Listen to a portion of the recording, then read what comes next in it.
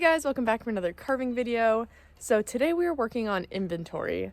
I've been trying my hardest to build up as much inventory as possible over the past couple weeks for my first live carving show. I'm going to be doing live carving demos at just a tiny little snow festival next weekend. So hopefully I can get some footage at the festival and put together just a short little video about how that went, because this is a first for me. So yeah, we're building inventory up. So I have some bears, some owls, some gnomes, just like the usual, right? But I have a log here. This is probably going to be the last piece I do. I don't really know what we're going to make it into. I'm thinking an owl. I'm just going to apologize because there's a lot of owls on the schedule this year. So I'm just trying to get in some repetitions. You know, practice makes perfect. So I'm thinking we're going to do an owl today. This isn't a commission. This is just an inventory piece. So that way I have a little bit of freedom with it. So yeah, let's make an owl and on a cool base. Maybe we'll add like a little mouse at the bottom or something. I don't know. We'll see.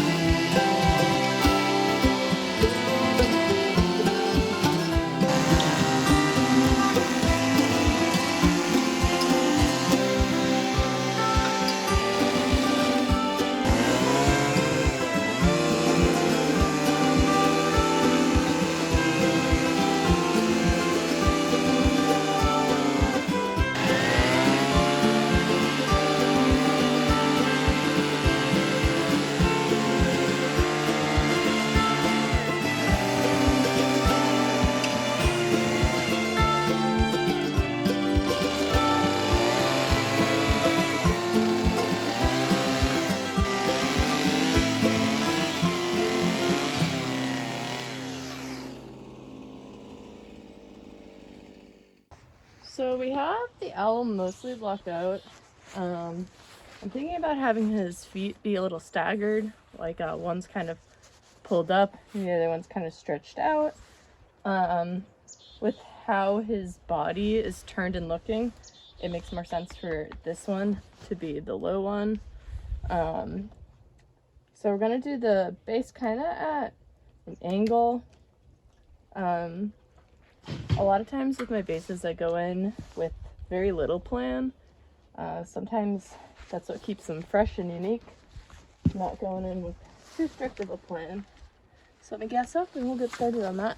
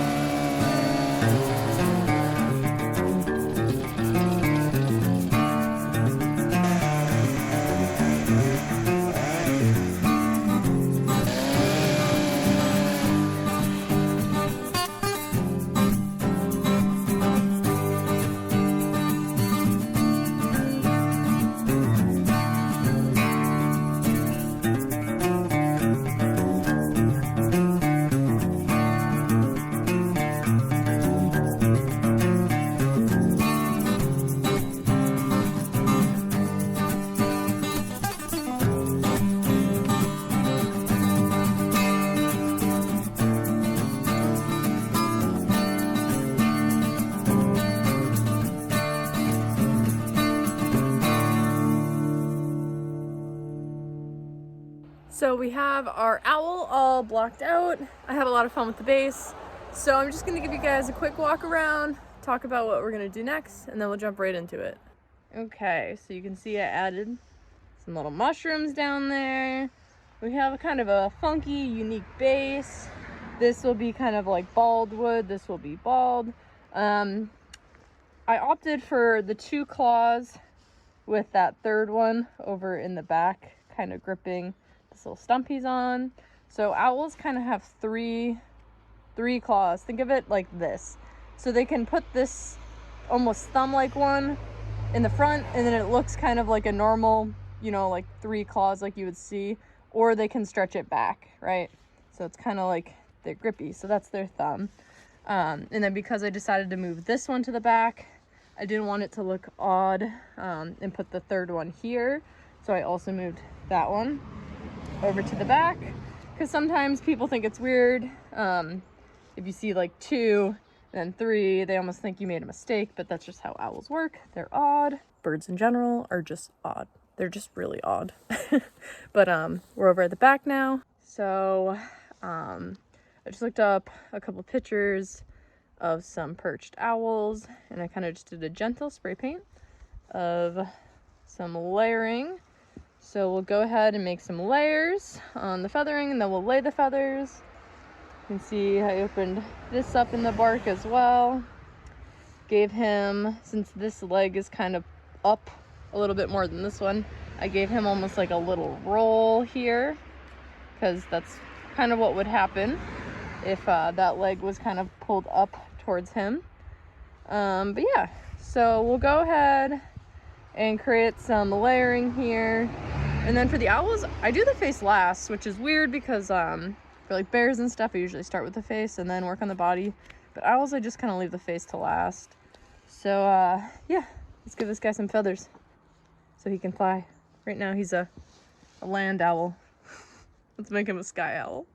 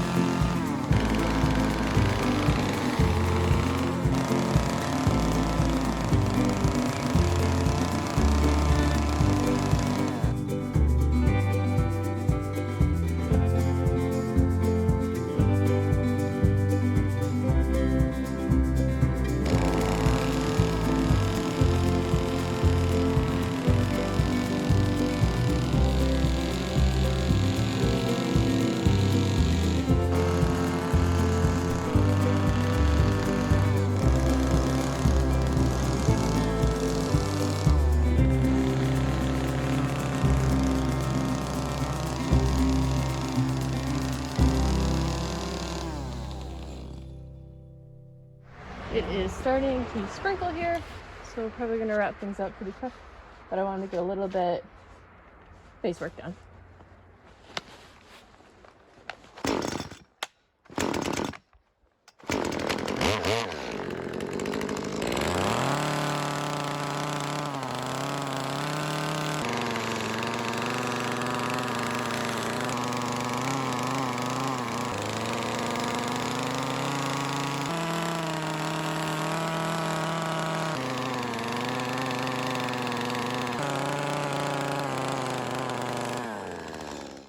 So when I mentioned it was starting to sprinkle yesterday, I was wrong. It started to snow.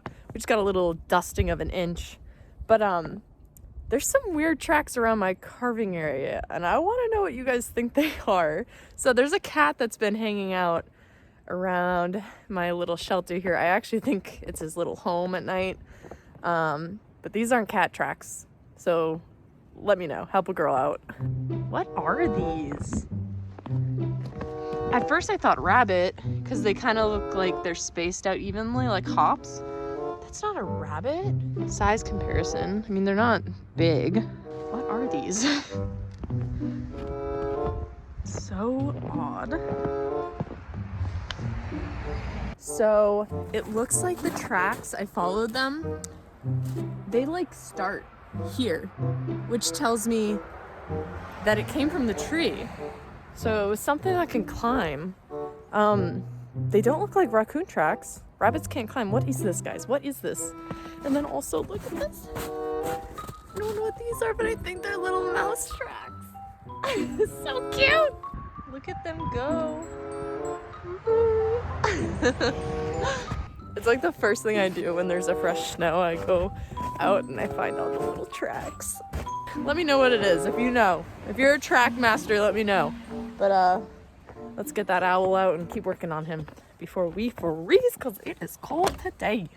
So I got our little owl out. I'll give you a quick show of him. It's been all saw up to this point, as you guys have seen. So we're gonna jump into the hand tools today and try to stay warm. It is cold. So we have our feathering. I made it so his wings are kind of puffed up. You can see like I hollowed out all in here, which is kind of cool. Sorry, I dropped my glove. Then we have like the bark, mushrooms, and then his little talons,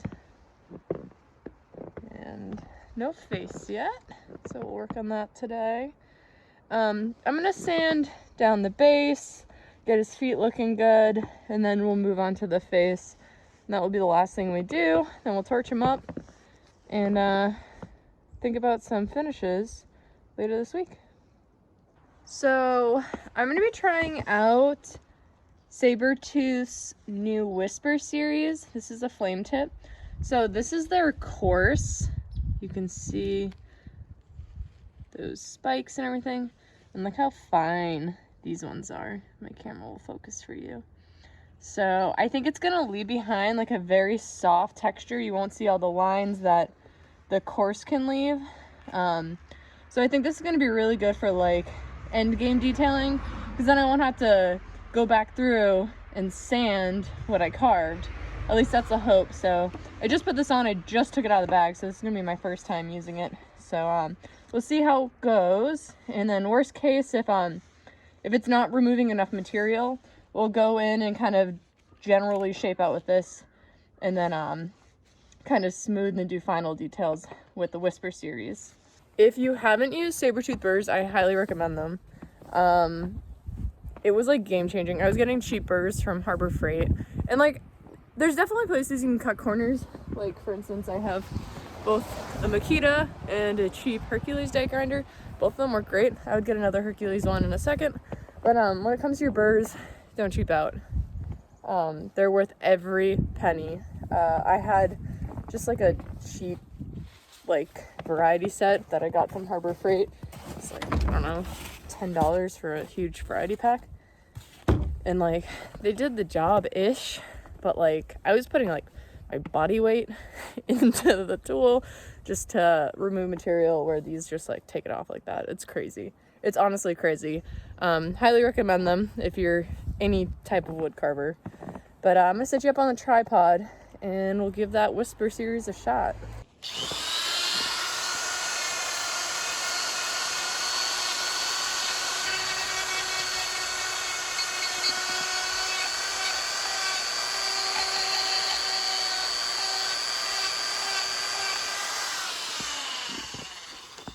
Yeah, that's real nice.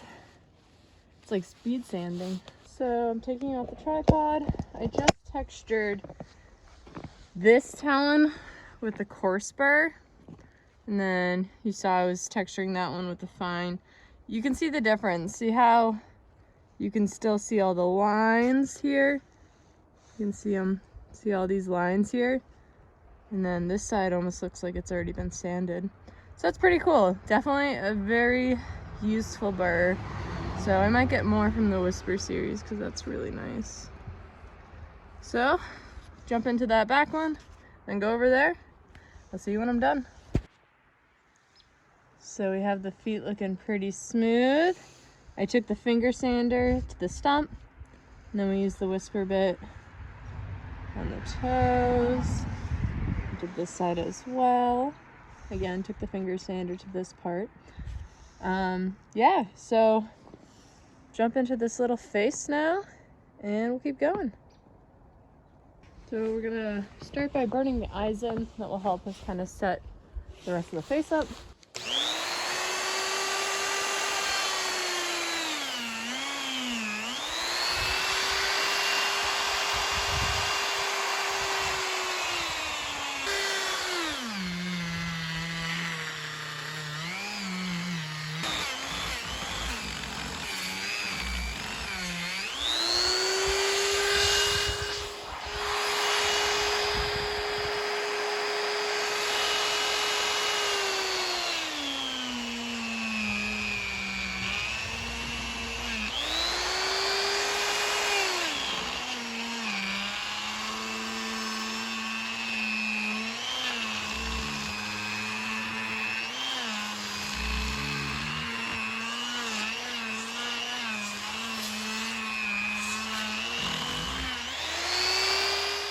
So whenever I burn the eyes in, I can't take this like eye cutter off for a while. Oh, look at our tracks, listen.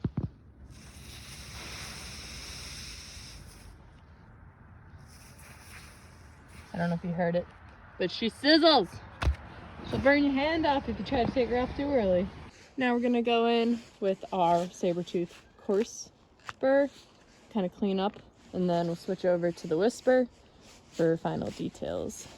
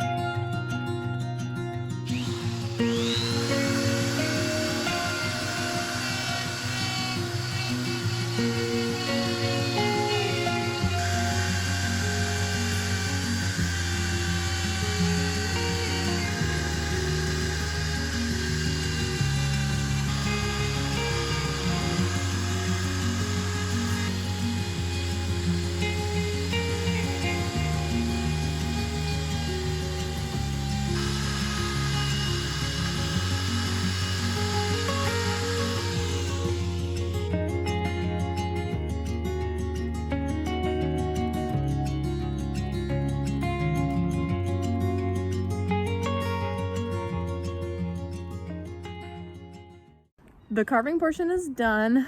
I'm going to be wrapping things up early today. It is well below freezing and I am struggling. 2 pairs of wool socks isn't cutting it today. But let me show you him because I did a little bit of just like face texturing off camera. I'm super happy with him. He's really cute. And I really like the base on this one. I think they both have a lot of character. So this was that face texture I was talking about. I just took that Whisper burr and kind of flicked it out, creating those little lines. Yeah, and we sanded out the mushrooms. So I actually want to torch this guy before I call it for the day. So I'm gonna set you up on the tripod, grab the torch, and we're just gonna give him just a really light torch to clean up this kind of stuff, all the fuzzies. Then we'll brush him down and he'll be ready for finish work.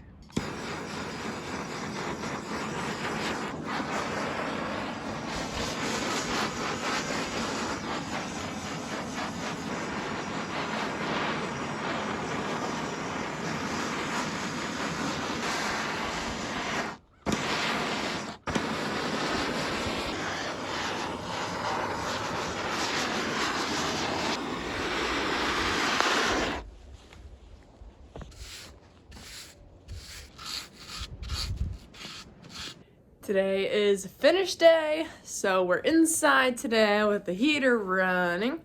We got our owl here. So yesterday morning, I oiled all my inventory up, including this owl.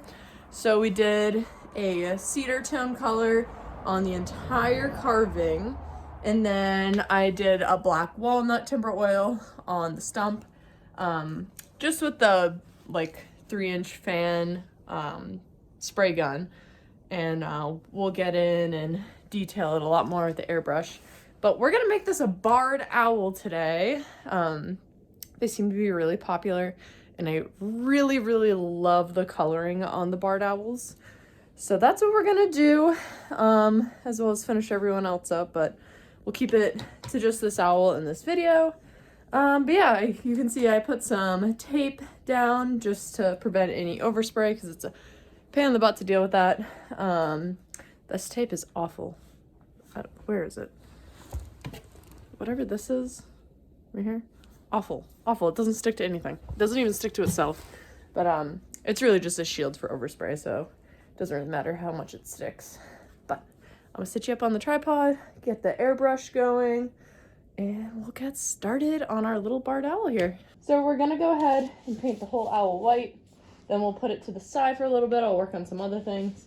And then we'll come around and we'll just keep layering on colors until it looks like a barred owl.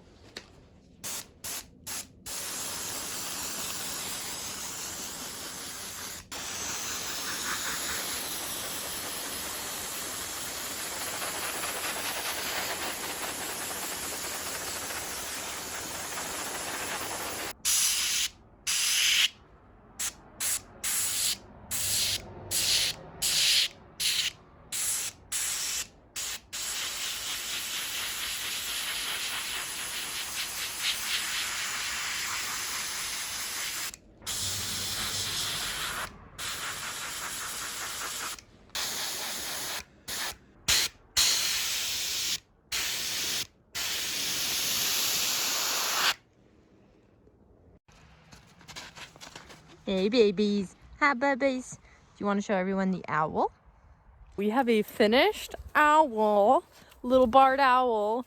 I will eventually have a better setup. That way I can, what are you doing, Namis? That way I can film the finishing process a little bit better. It was just really tough because I was trying to get like 20 carvings done, cramped in a little 11 by 11, getting like fumigated. So, yeah, hence the lack of finishing footage. But let me show you our finished owl.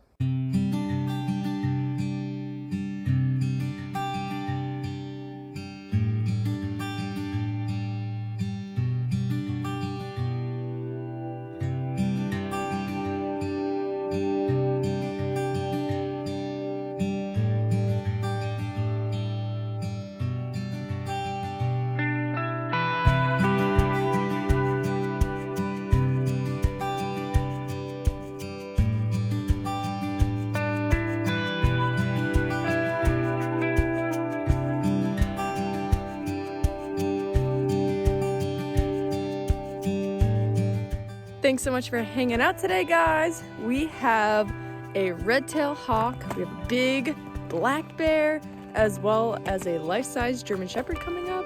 So a lot of cool things, so stay tuned for the next video. Bye.